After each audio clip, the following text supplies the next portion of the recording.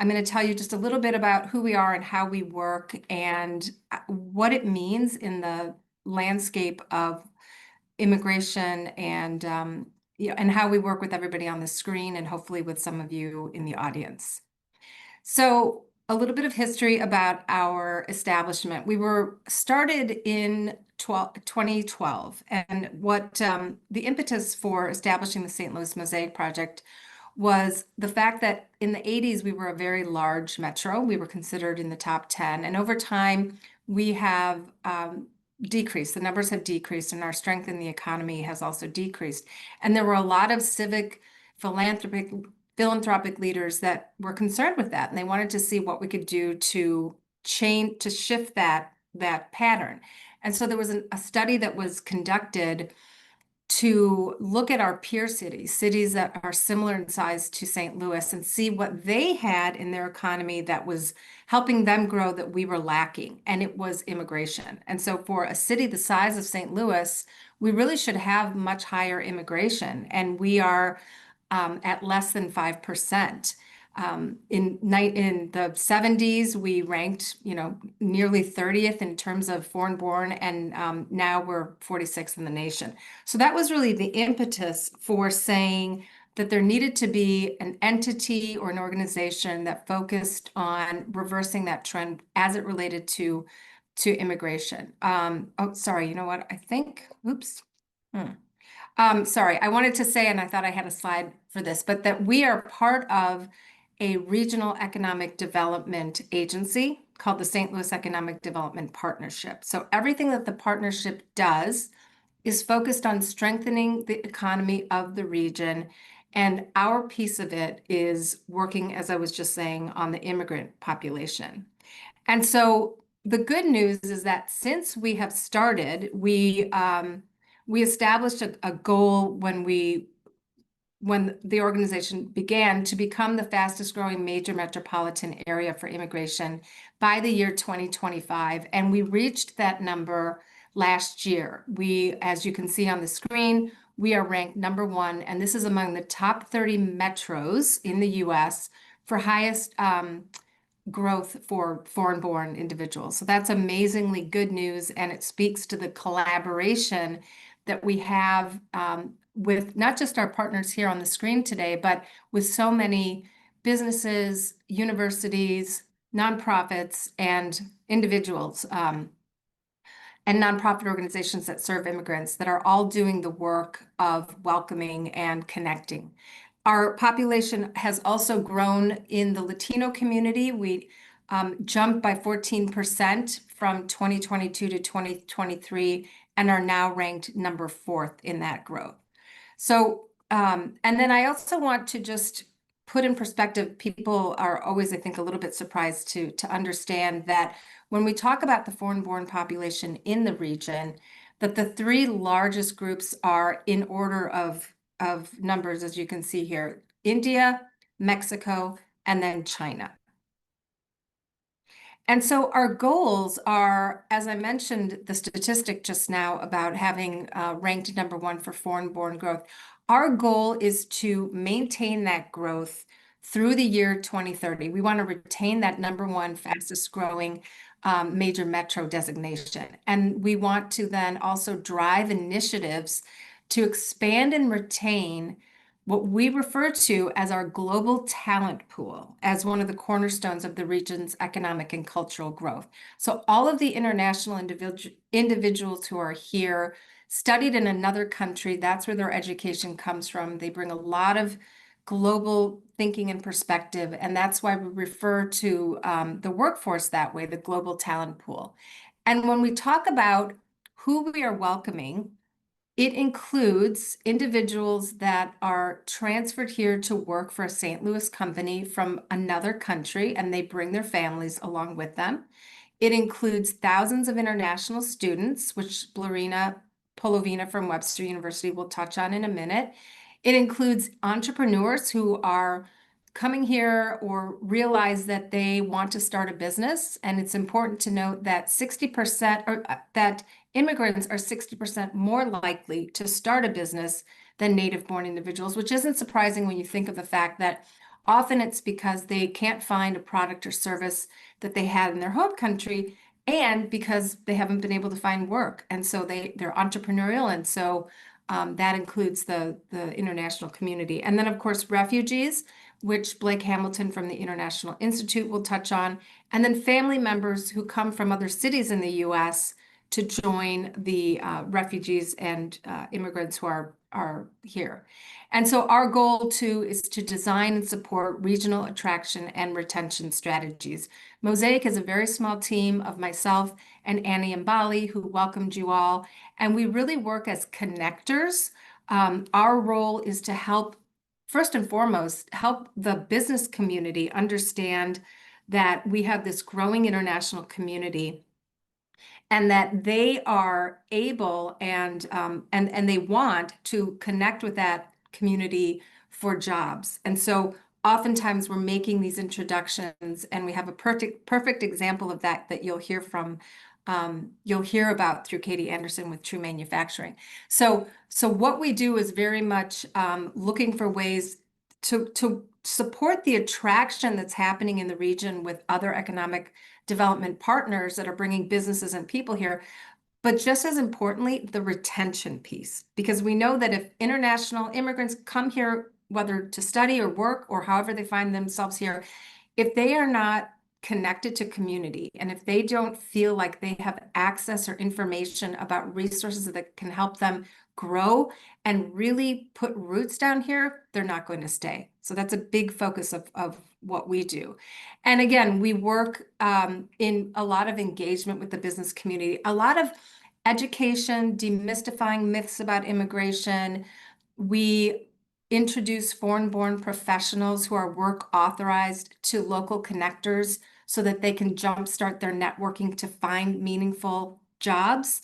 Oftentimes folks arrive here, they have advanced degrees, they've worked in engineering or data analysis, and they come to St. Louis and they have no idea how to take what they learned, what they studied, and what they did in their home country and how to apply it here. Who are the companies that do that?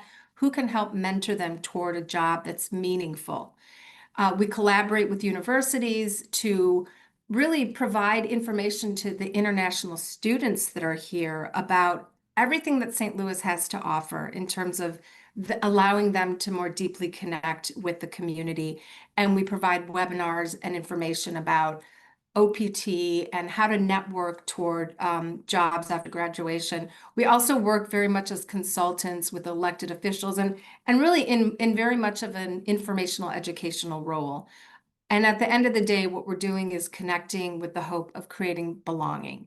And so it's all about making sure that our newcomers understand that we have a breadth of resources here, whether they want to find a job, whether they want to grow or start a business, we can point them in the right direction. So as it relates to the universities and our international students, this is a really important component of our population here. In St. Louis, we have about 9,000 international students studying at one of our key regional universities. And many of them, about half, 50% of them are studying a STEM degree. And what we try to do, I shouldn't say try, we do it over and over, is educate companies about the fact that these international students, when they graduate with a STEM degree, they remain on their student visas and are able to work for a company with no additional sponsorship for up to 3 years.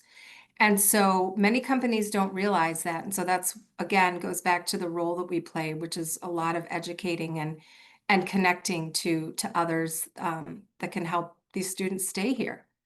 So again, we are all about connection and community. The Professional Connector program that I referenced earlier is that nothing that we offer is of any cost to our international community. Again, we want folks to not necessarily have to drive an Uber for their job. That's a fine way to make a living, but we don't want them to lose out on their skills, and we don't want the companies here and the region that needs their talent to lose out. So we're working as these connectors. And we have a mentoring program that matches international women with local women, again, for deeper camaraderie and friendship. And then, of course, STL 101, as Annie described, which is a regular gathering every month that international folks and native St. Louisans to come together, learn something new, meet new people, and again, foster that friendship, the cross-cultural understanding and exchange of information. So on the Latino front, as I mentioned, that's a very growing population for the region. And so we launched last year an initiative called STL para Ti, which stands for STL for you, really to deliver, again, much of what we do for Mosaic overall, but specifically in a bilingual format for the growing Latino population. We have a website and a pretty robust presence on social media. And again, it's a platform for sharing information, for helping the Latino community further connect, again, to work opportunities, whether they want to enjoy our, many cultural institutions and things to do here, or just for really enjoying the quality of life that we all know is so wonderful here. So that wraps up my part. I just want you all to be thinking about, as you hear the rest of our speakers, how can you create welcoming and support? Every single person here has the capacity to do something. And we hope that when you leave here, you'll have an idea of some ways that you can reach out and do your part to help all of us really transform St. Louis into a really welcoming, inclusive community. And it is my pleasure now to introduce Blake Hamilton, the Interim President and CEO for the International Institute of St. Louis. Thank you very much, Suzanne. And thank you all for joining us on this Tuesday afternoon. I wanted to share a bit about the International Institute and what we do here before jumping into some more information around sort of the present state of affairs as it pertains not just to refugees, but to immigrants and what is happening on the federal level that is impacting immigrants here in our community. And so for those of you who don't know, the International Institute as an organization has been around since 1919. It's an organization that really was established to do what it continues to do today, and that is really providing opportunities for immigrants and refugees to thrive, because we know that when we do that, we create a more welcoming, prosperous, and healthy region for everybody in our region. We do this through myriad programs, including workforce development programming, social work, health and wellness programs. We have immigration services, we have case management services, interpretation and translation services, housing support for new arrivals. The list truly goes on and on. We have been playing this role for a long time, but I think it's worth noting sort of the conditions and where we started as an organization. The Institute, again, was founded in 1919, more than 105 years ago.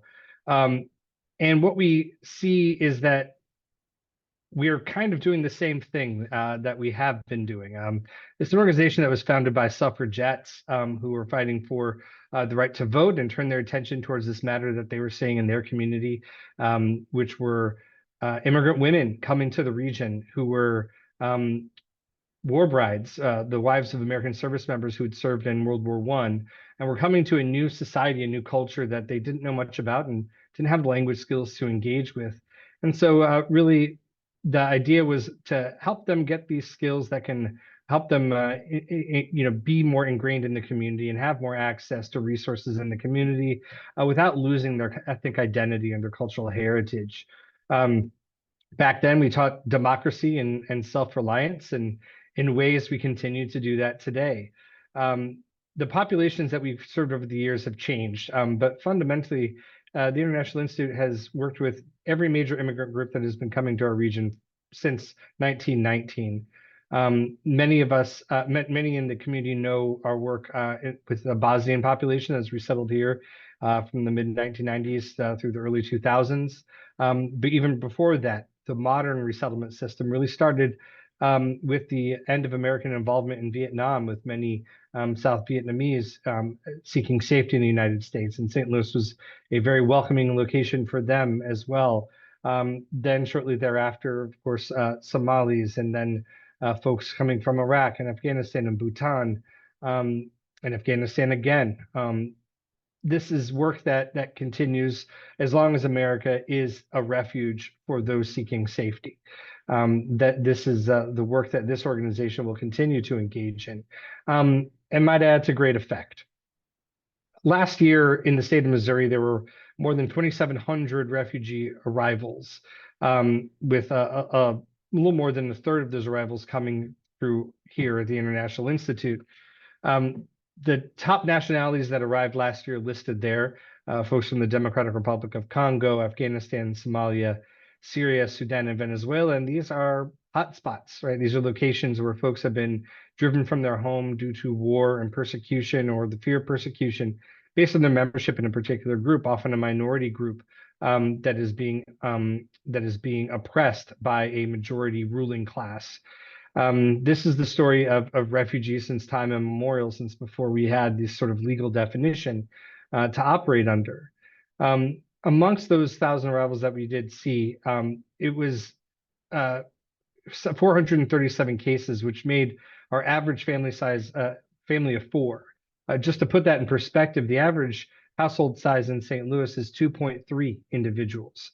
So this represents a big difference, with needs then around, of course, housing and feeding families of that size. This is a little bit more than we had seen, a larger average family size than we've seen in years past, making housing a very much a concern for those new arrivals that were coming at that time. And I use the past tense because 2025 has been a very different year. Calendar year 2025 has looked very different as a result of actions at the federal level. And that really started on Inauguration Day on January 20th, with the suspension of the Refugee Resettlement Program, this mechanism that has welcomed so many thousands of people to our region over the course of the last 100+ years, was effectively suspended. This didn't mean that we, at least initially, didn't mean that we couldn't stop working with them and supporting their rivals who had been and who had already come to our community. But on January 24th, there was a stop work order from the Department of State that said that any federal funding could not be used to continue to support refugees who are already in the community. And at that point, we had about 419 individuals who had arrived in the previous 90 days, who were still seeking assistance with finding permanent housing, with getting kids enrolled in school, with accessing medical appointments and finding employment, getting cultural orientation. And we were directed to not be able to use federal funds in support of those individuals. We engaged in a campaign over the course of several months that replenished us with funds to be able to continue to support those individuals and ensure that the federal commitment regarding access to funding for housing and for basic needs could be replaced by the generosity of this community. We'll talk more about that shortly. But the memo, subsequently, there was a memo from the Office of Management and Budget, which, of course, famously now froze all federal funds to contractors across the country. This created, of course, a lot of chaos. And this wasn't just affecting our refugee resettlement program, but about 80% of our agency's funding does come from federal sources. So this was, of course, a very challenging time to navigate. Of course, the next day there was a rescission of that, but there were still several months where delayed repayments were sort of common. They're still common today, but we were awaiting funds that were to be repaid for services rendered in December. And we did not ultimately get repaid for the services until April, which obviously creates a very challenging financial situation for any organization. Other markers that really impacted immigrant communities here locally was the end of temporary protected status for Venezuelans. Temporary protected status is something that was offered to Venezuelans who were arriving to the United States for the last several years, who are fleeing political persecution in Venezuela. There were many hundreds of thousands of folks that arrived under this program that suddenly had this taken away from them. They arrived as documented, quote unquote, legal immigrants. but they suddenly found themselves being undocumented by the stroke of a pen. And of course, there have been several appeals related to this sort of mass undocumenting of folks. And so while this is enacted, there was a stay on that, and folks are able to retain their status, though now their final court decision has come through, and that is protection that will be removed from Venezuelans. On March 14th, the president invoked the Alien Enemies Act for the first time since World War II. This was aimed to, in the administration's words, protect against the criminal activity from cartels. But this is the same act that was used to detain Japanese Americans during World War II. Had not been used since that time and is now being used by this administration to promote the detention and deportation of immigrants who are also legally present in the United States. More recently, and again, there's a lot, but I want to make sure that we're covering maybe some of the more recent impactful pieces of legislation, court decisions, and executive orders coming out of DC. On May 20th, the administration terminated temporary protected status for Afghans. Predominantly those on temporary protected status were not folks who arrived in the early days of Afghans back in 2021 at the fall of Kabul. These are folks who had been here, maybe supporting military operations during in the aftermath of 9/11 or even prior. And these are folks that had aided the U.S. military in many ways, who summarily had their status revoked. Again, after several sort of court orders and reviews, this is being upheld. And Afghans who are here on temporary protected status will have that status revoked from them in early July. There was a lift of the suspension of the refugee resettlement program in May, on May 21st. However, this is really limited to special immigrant visa holders, those Afghans who helped the U.S. military in Afghanistan, and those that have been approved for arrival prior to January 20th. This is a note of optimism. We're very hopeful that more refugees will be able to be resettled, but time will tell. Though that was almost a month ago, we have still not been notified of any additional arrivals coming here to St. Louis. On May 30th, the Supreme Court had their final ruling against Cuban, Haitian, Nicaraguan, Venezuelan parole. Parole was yet another temporary relief offered to folks from those countries, extended through the Biden administration, which has now summarily been revoked. This removes legal status for more than 500,000 individuals who are admitted under that program. All of this combined with new methods of enforcement, including expedited removal. And what we're seeing is for these cases that don't even have a criminal record necessarily, but are required to check in periodically as they await maybe their asylum claim to be processed, are being called in for case hearings suddenly with maybe 24 or 48 hours notice. And at that time, they're being asked to, again, go to a court office where often what they're seeing is the judges are dismissing their cases for asylum, immediately making them eligible for deportation. And that's in fact what's happening. And you may have read, even there's an article today in the Post-Dispatch about this very thing happening right here in this community, folks being put into deportation proceedings in jails across Missouri, and not having contact with their families. Families don't know where they are while they're pending deportation. But this is not something that's happening far away. This is not something that's happening elsewhere. This is happening right here in our community. And our community is responding. Our community has very much stepped up in myriad ways. Local foundations have really been rushing to support the work of nonprofits that support immigrants, where they have previously provided them funding, offering flexibility for the use of those funds to meet the urgent needs that are being created right now, and that immigrants in our community are dealing with. Filling this gap that was created by the suspension of federal funding, the delays in reimbursement. Local foundations have been very responsive to the needs of this community. there have been many more individuals that have really seek to make an impact.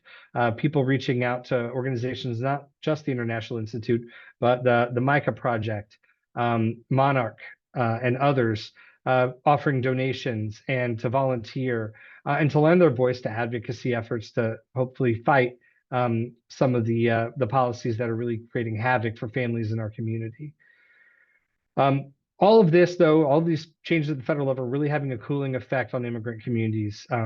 That kids are being withdrawn from school, adults are fearful of going even to their work site, and just reduction in access to federal programs for which they are qualified for fear of being put on some sort of list or being put into deportation. This is not just impacting those that, with tenuous status or those on temporary statuses, but all immigrants in our community are feeling some sense of unease to varying degrees around what they're seeing at the federal level. And it is organizations and individuals that create this sense of welcoming and the sense of safety. The community has responded in many ways. These are our neighbors. These are our family members. These are the folks that make our community much more vibrant by their presence here. And not just vibrant, they're contributing to the economy here by filling jobs that are chronically open. Immigrants are needed to grow our population, and as Suzanne pointed out, the growth that we've seen has been remarkable, but we face demographic challenges as a region with an aging population, and our need of immigrants to keep businesses operational in our community and keep the economy moving forward. And so we're thankful to all the employers in the region who have made a commitment to hiring a workforce that can contribute. And I get the privilege now of introducing Katie Anderson of one such employer, True Manufacturing, to share a bit more about their story in working with immigrants. Katie. Thank you, Blake. Appreciate the intro. Let me see here. I'm going to pull up my presentation really quick.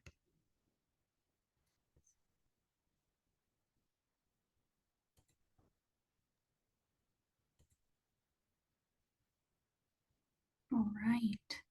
So like Blake said, my name is Katie Anderson. I'm the Assistant Director of HR here at True. Just to kind of talk a little bit about our partnership with True and International Institute.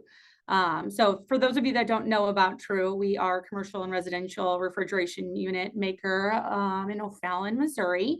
So not too far from International Institute, but as far as our partnership goes, it's been in effect a little bit over 2 years. We strongly support and appreciate all of their staff. We have Colton over there who's been great with our employees, but as far as active individuals who have come from International Institute, we have 29 active hires. That's 5 different languages spoken, over 7 different buildings within our facilities, and they're represented on all of our shifts. So our manufacturing facility runs days, nights, and weekends, and we have individuals from International Institute on all. The retention of these individuals has just been great. Plant managers and staff out in the factory have just been very supportive and embraced the partnership.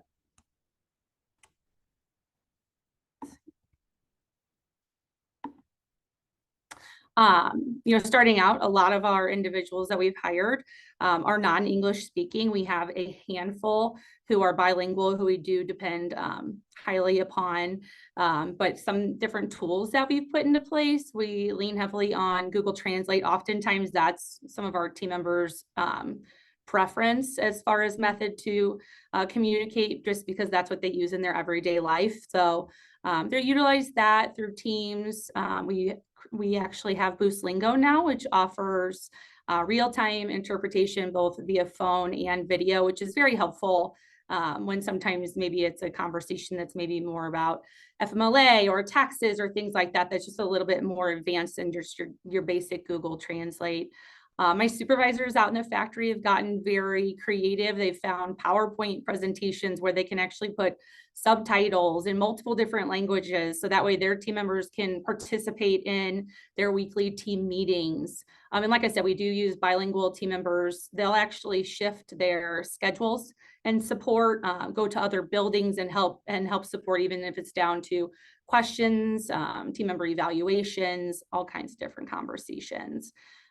We have our job offer paperwork in multiple different languages, which has been super helpful. We have leaned on our bilingual team members to review, make sure that those are accurate, but then be able to provide both in English and in their native language. So that way, you know, they have a full understanding of the job being offered.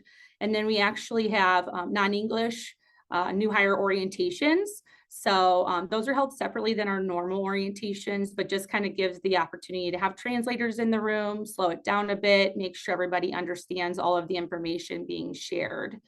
And we even actually had one off-shift supervisor. I was really proud. She did some research and found keyboard covers to help with one of her Pashto speaking team members, so that way they could communicate using the keyboard and do computer work. We have had to make a few different accommodations like we do for any of our other team members. We've made flexible break times to accommodate daily prayer times. We've actually adjusted a mandatory overtime to help respect Sabbath observance. And then we actually had some team members who before prayer times, they washed their feet, and we learned that they were doing that in the restroom. So we made feet washing stations out in our factory, so that way they would have a space to clean their feet, but then also have an area to pray.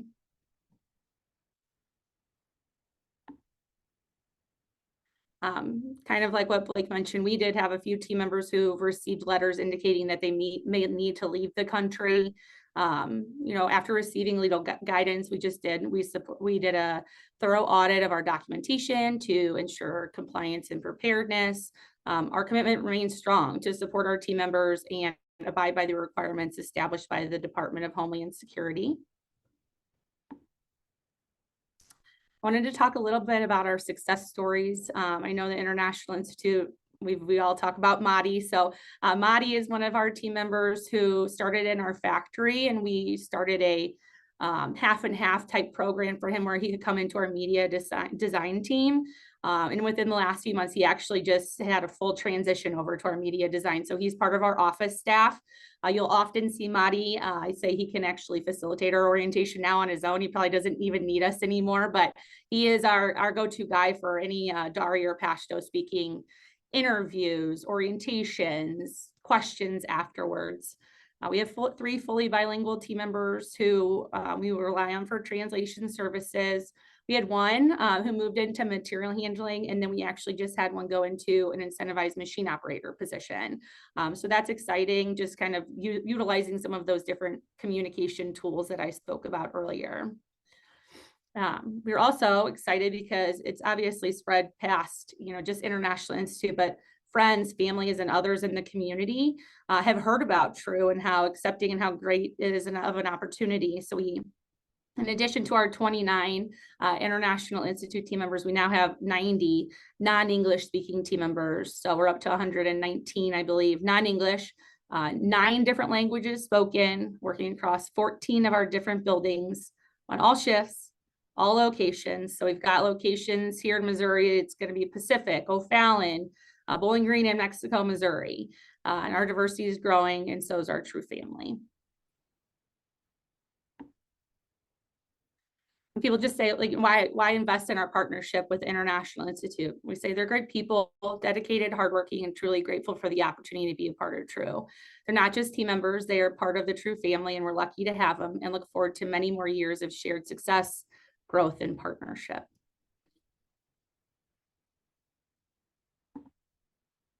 And next, I'm going to introduce Blerina Polovina. She's the Director of International Admissions and Business Development over at Webster University. Thank you, Katie. And I love the success stories. Thank you for sharing them. Because it's not a lot of good news, so it's good to see the good news happening. I do not have an official presentation, so what I'll do, I will give my points, and I think this will be a great layaway to our discussion after that. I'm assuming Suzanne and Annie. So first of all, hello, everybody. Thank you for your time. As Katie said, my name is Blerina Polovina.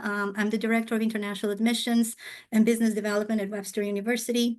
But my journey as somebody working in the international field started many, many years ago.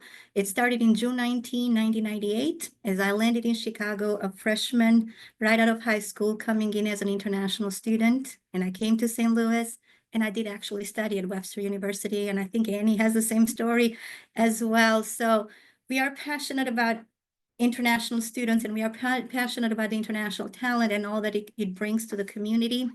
I've been working with Webster University about 15 years, different areas within the international division, within recruitment, credentials, compliance, and now building business development and bringing more international students coming in. And it's been an exciting journey, especially after COVID, where our numbers, especially at Webster, were quite low. I think we were lower than 100 students. And then to come back to a year ago, we crossed 4,000 international students in both our Webster Groves campus and our San Antonio campus. And our goal is to grow those numbers because we believe in what all the international students bring to the community, what they bring to our institution, and to every individual that they have contact with. That being said, we are all witnessing what is currently happening. And we are witnessing that perception of the United States, due to different things that are currently happening with policy, have changed. And we are seeing that on numbers coming in this fall. But our concern is not just on the fall numbers, it's on the perception of the students who at one point thought they want to come to US. And now they're thinking, do I even want to explore US, or do I want to explore another country? And if we go back in the last few months to see some of the events that contributed to this perception, well, first would be the visa revocation and the I-20 terminations that happened a few months back, where students were revoked their visas, and then their I-20s were terminated for things just like a speeding ticket, which caught institutions and caught students off guard, because the policy has always been there that a visa can be revoked for certain reasons. We have never seen it before for a traffic light or a traffic ticket. But what was uncommon on this case was the termination of the I-20s, and made the students in the community thinking, am I legal or not legal in the United States? Made us as institutions trying to figure out, we do not know the answer. Are you illegal or not legal anymore? Because this never happened before, which brought a lot of schools and students bringing court cases towards the US government to say, hey, where are we at? And of course, all those I-20s were at a later point reinstated, but the damage was already done. During the case that it happened, and then I was traveling abroad right after that, I could see the perception had completely changed for the students. And then after that, other things started to happen. The tariffs was another thing. Finances is a big key, especially for students who are coming from abroad. And so when tariffs are in the question and we don't know what happens, of course, the question comes up, will I even be able to afford the United States? What is currently happening? So that, of course, had not a good side effect on the perception of United States for the students who want to study. And then after that, we had the pickup on the Harvard, the decertification of Harvard. So the perception again comes into, oh my God, if Harvard can lose the opportunity to get international students, well, what will happen with the other schools? And after that, right when we thought we had everything, we had a notice that says we are stopping all the visa dates for new students to come to the United States until further review of certain policies, which of course, if you are an institution in the United States, who is recruiting? In August, it's your biggest intake. International students who will come to study in August, 7 out of 10 students go for their visa interview from May to August. What we are seeing is a lot of those visa slots were barely open, so students are still waiting for the visa slots to open. We're seeing last week some of them in some countries are opening up, but we're already a month from one of the peak times for US institutions to see if international students are even able to book a visa appointment, let alone have that visa issued or not. So that is another challenge that right now we as institutions are facing, which of course it's going to come to the how many students will join us this fall, how many students will join us next January.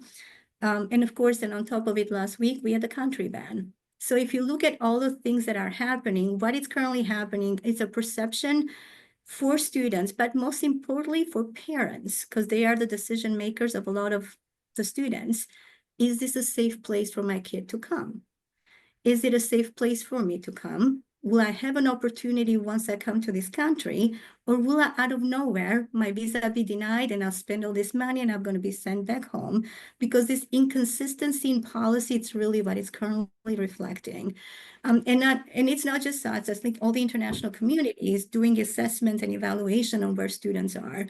So what we're currently seeing is, well, first, if we talk about Webster per se, but I do believe a lot of schools in the United States are facing the same challenge.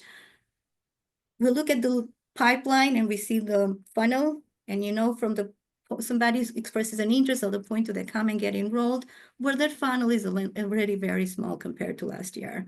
But then we have this big group of students who've been admitted, who got the paperwork to go for their visas, but no movement is happening in there. And what we are currently seeing is 1/3 of the students are thinking of like, you know what, the moment the visa will open up, I'm going for it. Then you have a 1/3 that is just waiting. They're waiting to see, what do I do next? There is for sure they're not going to come this August, but they're not sure if they're going to do January, but like, hey, defer, I'm just going to keep an eye. A lot of things are changing in the last 2-3 months. I don't even know what's going to happen next. But then we have the 1/3 of the group that said, no more US, I'm exploring other options. Now, that is for the students who have applied. Where our biggest concern is that we're currently seeing that perception is hurting us. It's on the students that at one point were thinking of exploring United States, and they're no longer wanting to do that. And so how do we change that perception?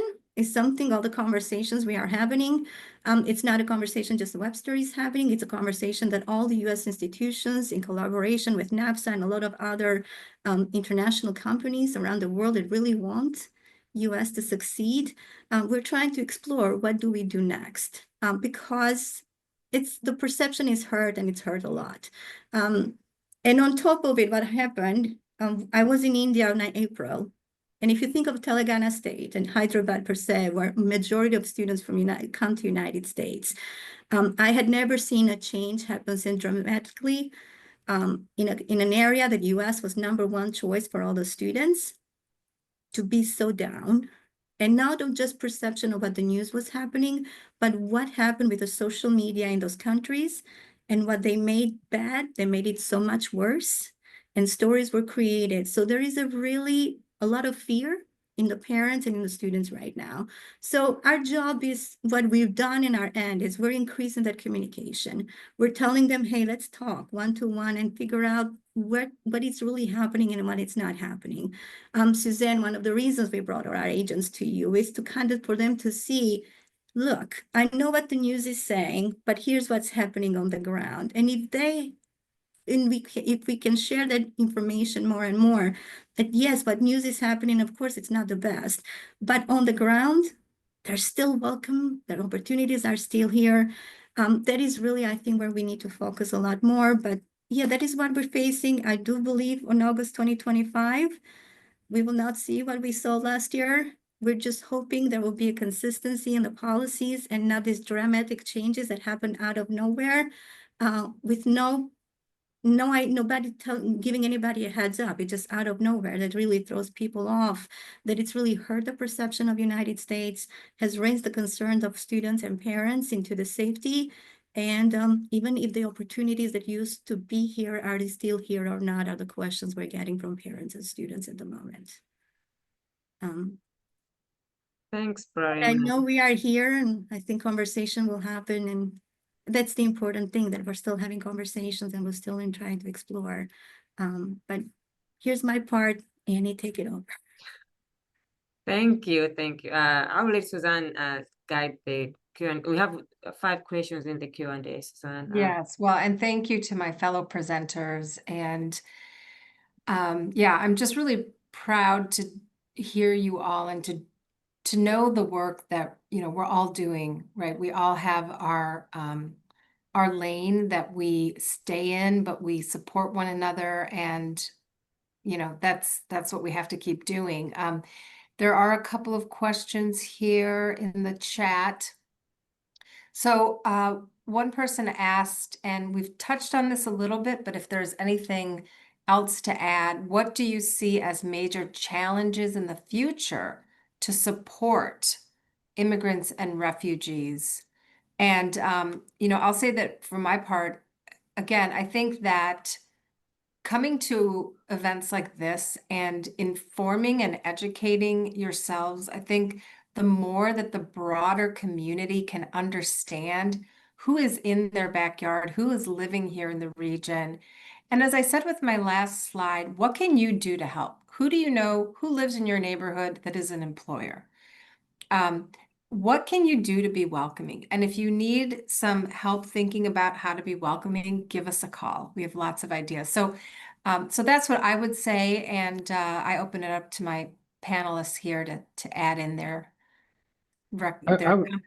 I would say that a lot of this is dictated by actions at the federal level, but there are things that can be done locally to insulate us from those federal actions. I point to the community foundations established a regional response team in response to sort of anti-immigrant things that were happening. They launched an Immigrant Family Emergency Response Fund. They created an ad hoc committee to respond dynamically to changes that were happening at the federal level to ensure people locally were taken care of. Created an ICE hotline so people could get real vetted information related to this rather than relying on rumor and speculation about ICE. These sorts of things done at the local level create a more welcoming community here locally, and it brings supports to bear that are needed at a time of uncertainty, as it was put earlier.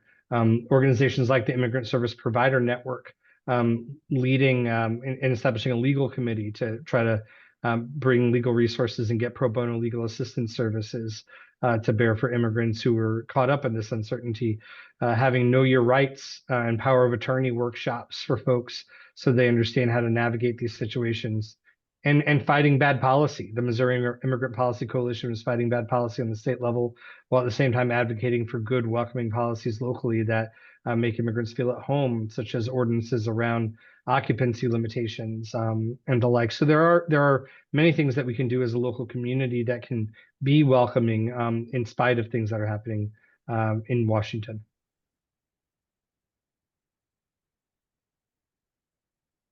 Anything else to add, Katie? You're muted, Suzanne. Sorry about that. I was going to move on to see if we could get to a couple of other questions here. So someone is asking about outside of political agendas and motivations, how are courts defining and defending the legality of revoking legal statuses? What are the main legal threads or arguments that are enabling courts to uphold the sanctions of the administration? I preface all this by saying I am not an attorney, but there are myriad cases. There's so many cases touching different parts of case law around this, but specifically around this notion of changing statuses and revoking some of these statuses that were applied. There is a prerogative for the administration to be able to do these things. There is a standard in terms of defending these decisions, especially when it comes to revoking statuses that were afforded to people who are here literally fleeing violence. Of course, the standard is there reduced violence? And in the defense of some of these decisions, particularly around revoking temporary protected status for Afghans, I want to see if I can find the exact quote here, but the quote was that we've reviewed the conditions in Afghanistan with our interagency partners, and they do not meet the requirement for TPS designation, as Afghanistan has had an improved security situation and is stabilizing economy, no longer prevent Afghan nationals from returning to their home country. This is not a very vigorous review. Obviously, if you look beyond just economic figures, the fact that women can't go to school and those that worked with the U.S. military are still being targeted, that would kind of present a different situation on the ground there. But temporary protective status in particular is presidential prerogative, and administration can change that. We just have not seen a wholesale revocation of this in such a sudden way with such sort of flimsy evidence at the local national level to underpin it. But ultimately, they are saying that it is the prerogative of an administration to set who is protected by these statuses and who is not. That's one individual case. There's a lot more complexity in case law around the rest of this, but I'd be happy to provide my email to give you a more thorough answer down the line. Thank you, Blake. And I wanted to ask, just shifting to the workforce component, because, certainly with refugees and our international population, people sometimes ask, well, why do people move here? I mean, a lot outside of refugees that are being resettled for, for reasons of safety and political issues, but refugees that are coming here from other states, I mean, they want jobs. They need to work. They want to be able to support their families. And so, Katie, that I love the true story. And, I'm just curious if you, you said you all did it because it was the right thing to do. And I mean, have you heard from other employers or even you, Blake, about what is the hesitancy and how can we, again, as individuals, help demystify what people might think is a little bit too daunting to take on? I mean, Katie, again, I love how True has been so willing to become nimble. And what are your local employees saying about the influx of the refugees now part of the True employee family? Yeah, so I mean, every time we spread to a new building, there's always that reservation. But then as soon as they're into the workforce and have spent some time and work with these individuals, team members and leadership alike, I want more. They're so grateful, they're so thankful, they're so hardworking, so positive. So every single area that they've gone to within True, I haven't really heard anything bad. Of course, it takes more time, for those conversations and things, but we have so many tools in place and so many bilingual team members who have come forward, even who have been employed for years with True. We have an Arabic individual in our IT department who goes out and helps, just translate some of the different conversations with our team members. And I would say just other employers in the area that we talked to, I think that's their reservation is, well, it takes more time, but it's so worth it in the end to just take that little extra time, put some tools in place and educate your supervisors and the team members out on the floor who are going to be training. And this is a positive addition to the True team. And, just use your cell phone and do that Google Translate. Right. No, absolutely. And I think the same applies to the international student population, because we've had lots of great examples of international students that became interns, started out as an intern at a bank or at a company, and then were hired full time because the employer realized what an asset that particular student was. And so again, our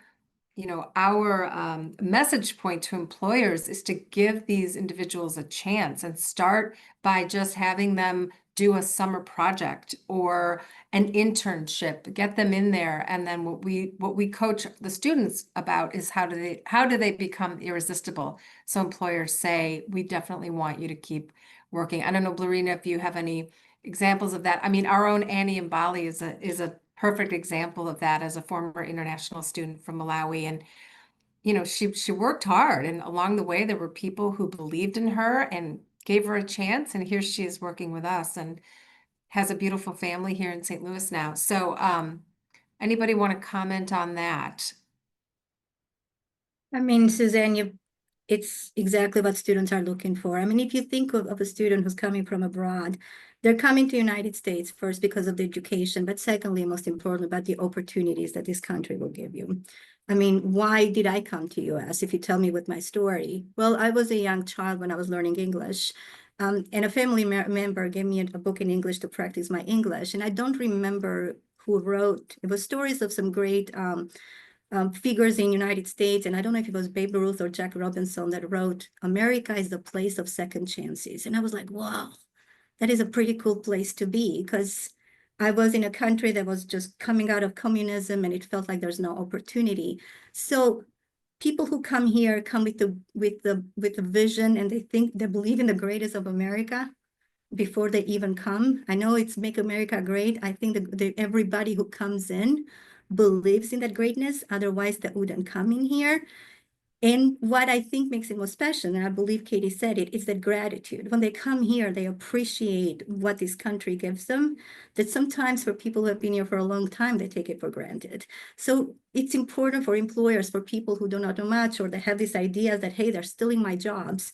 It's not that. It's here to expand you, to give you an opportunity to grow. And if we can have those conversations and educate people that otherwise don't know better, we should have those conversations, because at the end of the day, all parties really will benefit from it.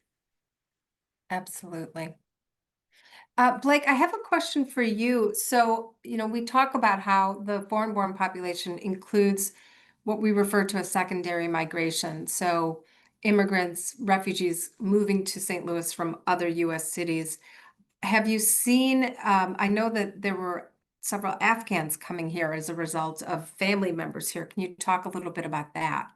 Yeah. So for the last well,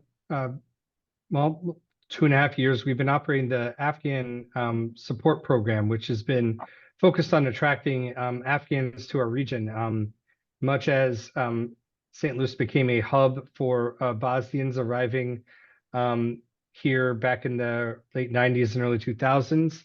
The thought was, why couldn't we do the same with another population that was coming here en masse? In the Afghan population, we had a small Afghan population prior to 2021, when many folks were arriving here, upwards of 70,000 Afghans evacuated in 2021 to the United States. So the thought was, what if we invested in creating programs and systems to support these individuals who are coming here? Could we outcompete other regions? And we have through this program, we've been selling St. Louis, right, and letting folks know about all the good work that's happening here. And also providing resources, helping establish a Afghan community center, an Afghan chamber of commerce, creating an Afghan newsletter based in St. Louis to help get the word out. And that has made a difference. We've seen about 700 individuals who've arrived, secondary migrants, Afghans who were initially settled in other parts of the country and maybe found it hard to live there, right, due to cost of living, on the coasts. There's large amount that were resettling in Northern California who found it not sustainable for them and their families. And talking about the affordability of our region, St. Louis became very attractive to them, and they made the decision to come build their lives here. And so these sort of attraction efforts can still play a role, especially as international immigration is going to be reduced with the current policies at the federal level. There's still a chance for us to outcompete other regions and still attract individuals. And it is these boutique programs, and St. Louis Parati is doing this as well, right? And these efforts, if we are investing in these efforts, this can sort of create a little bit more of a buffer between what's happening at the local level and what's happening at the national level. There are still immigrants in this country who are looking for opportunity. How can we sell them St. Louis and sell them on St. Louis? Right. Exactly. I wanted to also, mention, just to go back to, and there are some questions that have been answered in the chat, but, the question is always, what can we do, right? And I think it's important to just remember the daily things of living that many refugees and immigrants who come here struggle with. And so if you have the capacity to donate a car, transportation and getting to jobs is an issue often for refugees that live in one part of the city or county and have to get to work. If you have a car to donate, do you have hours to spend helping them with English? Can you help with childcare? I mean, just all the daily things of living, and then how exponentially more challenging that is for the foreign-born, population. So we have ways that you can help and we can put you to work. And Blake, I know that the International Institute will be once again holding its beloved Festival of Nations event in Tower Grove Park, which is just a love letter to the multiculturalism and international growing flair that our city has. So if you want to just talk a little bit about the dates for anybody that doesn't know and volunteer opportunities. Yes, we are very pleased to be able to have the Festival of Nations again this year at this important time. It is August 23rd and 24th, yes, in Tower Grove Park. We are celebrating the cultures that call St. Louis home, and that enrich this community. And it has always been a celebration in this community, but we are headed back to those roots and want to make sure that we're celebrating the many different communities that call St. Louis home and enrich us all by their presence. And there are still opportunities to volunteer, to sponsor the event. We're still seeking sponsorship. So we would love to talk with you if you have an interest in seeing how you can become part of this, hallmark festival for this region. Really, proud to be able to offer it this year of all years. It seems incredibly important. So happy to be able to do that. Absolutely. Well, I'm sure nobody will complain if they get 5 minutes of extra time in their day, but I want to thank again our panelists. I want to thank Annie, who is our program manager, who arranges, selects the topics, organizes these STL 101s. As she mentioned, we typically have them in person, and they're wonderful. They're held here in our office in Clayton, Missouri. So please sign up for our newsletter to stay up to date on when the next one is. Katie, Blerina, Blake, thank you so very much. And thank you to everybody who joined us today on this Tuesday, the 17th. Thanks so much, everyone. Thank you all.